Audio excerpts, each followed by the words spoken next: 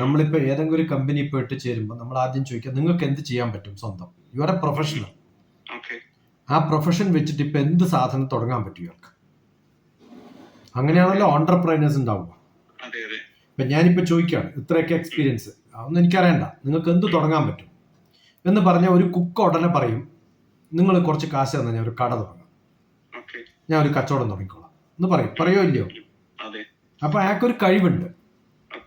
എനിക്ക് സ്വന്തമായിട്ടൊരു ഇത് തുടങ്ങണമെന്നൊരു ആഗ്രഹമുണ്ട്. എന്ത് കഴിഞ്ഞു കേരളത്തിൽ ആരോട് എന്ത് ചോദിച്ചാലും ഉടനെ പറയാൻ എന്താ അറിയോ, ഇത് കഴിഞ്ഞു അത് കഴിഞ്ഞു എന്നാണ്.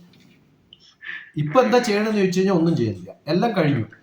ഇതാണ് കേരളത്തിലെ ഏറ്റവും വലിയ ശാപം. എന്താ അറിയോ, എല്ലാരും കോച്ചിങ് കൊടുത്തോണ്ടേയിരിക്കും. ഈ കോച്ചിങ് കൊടുത്താലും നന്നായിട്ടില്ല, കോച്ചിങ് കിട്ടിയാലും നന്നായിട്ടില്ല. അല്ലേ? ഞാൻ പറയുന്നവർക്ക് ഇത്രയും കൊല്ലായിട്ട് കുറെ പേരെ പഠിപ്പിച്ചു, ആണോ അല്ലയോ? എന്തെങ്കിലും തുടങ്ങ് സ്വന്തമായിട്ട്. ഞാൻ ചോദിക്കുന്ന TTC ഉള്ള ഒരാള് ആണോ അല്ലയോ? ആ TTC ഉള്ള ഒരാള് തൊട്ടടുത്ത് ഏതൊക്കെ സ്കൂൾസാ ഉള്ളത്?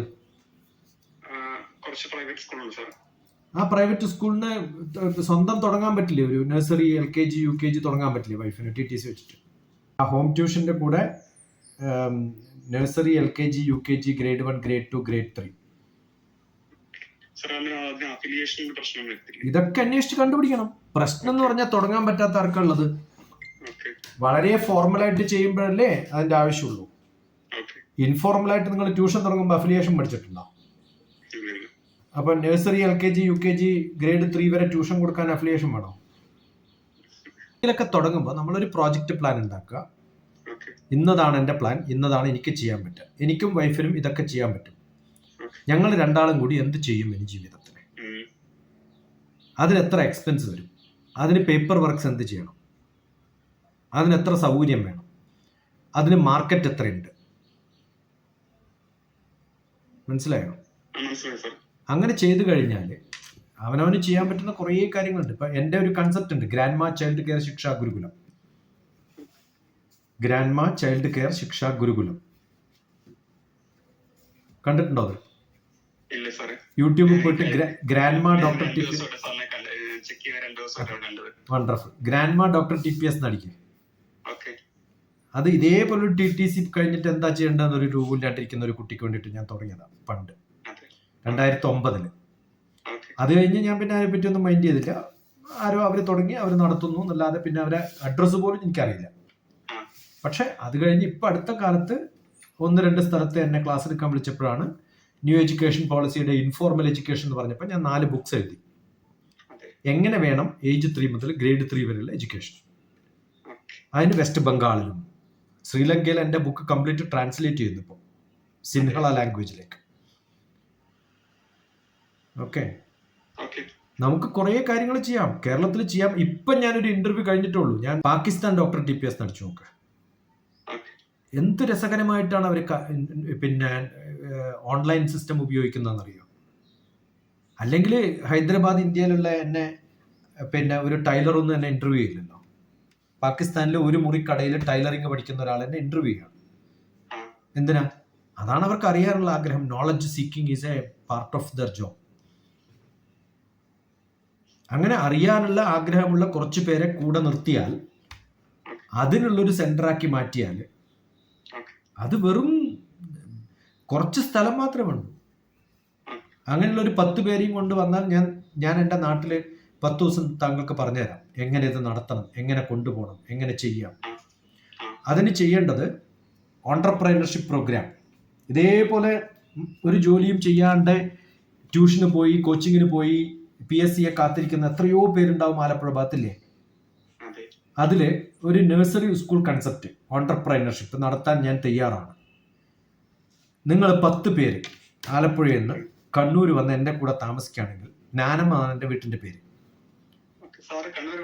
കണ്ണൂര് തളിപ്പറമ്പിന് കുറച്ചുള്ളിൽ, കുടിയാൻമല, ആലക്കോട് എന്നൊക്കെ പറയുന്ന സ്ഥലം.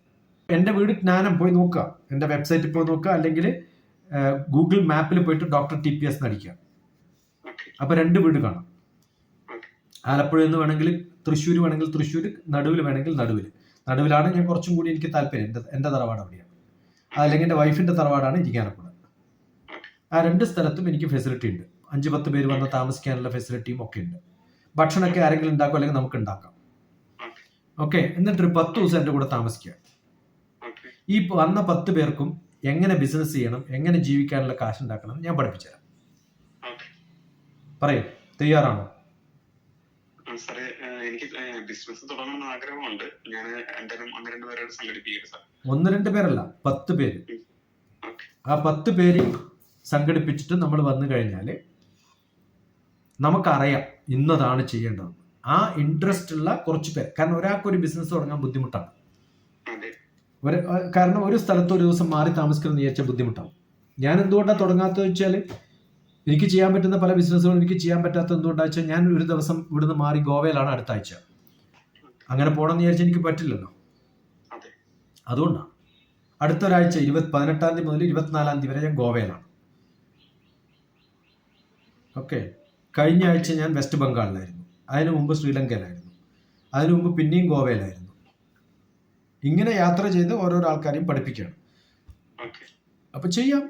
നല്ലപോലെ സ്ട്രോങ് ആയിട്ട് ഈ ബാക്കിയുള്ളവരെ ഡിപ്പെൻഡ് ചെയ്ത്, ഗവൺമെന്റിനെ ഡിപ്പെൻഡ് ചെയ്ത് PSC എഴുതി വെറുതെ കാത്തിരുന്ന് ഈ ഉള്ള അറിവ് നല്ലപോലെ ഉണ്ടാക്കിയെടുക്കുക, നല്ലപോലെ നോളജ് ഉണ്ടാക്കിയെടുക്കുക. അല്ലെങ്കിൽ ഹൈദരാബാദിൽ വാ, ഹൈദരാബാദിലും ഉണ്ട് എനിക്ക് താമസിക്കാനുള്ള വീടും ഉണ്ട്.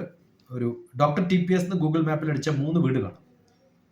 ഒന്ന് ഹൈദരാബാദ്, ഒന്ന് ഇരിങ്ങാലക്കുട, ഒന്ന് കണ്ണൂർ ജ്ഞാനം എന്നാണ് വീട്ടിൻ്റെ പേര്.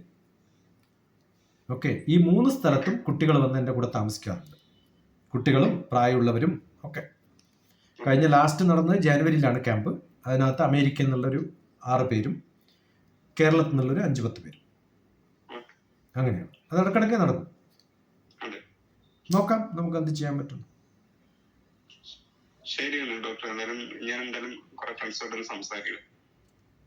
All the best. God bless you. Okay, thank you. Right.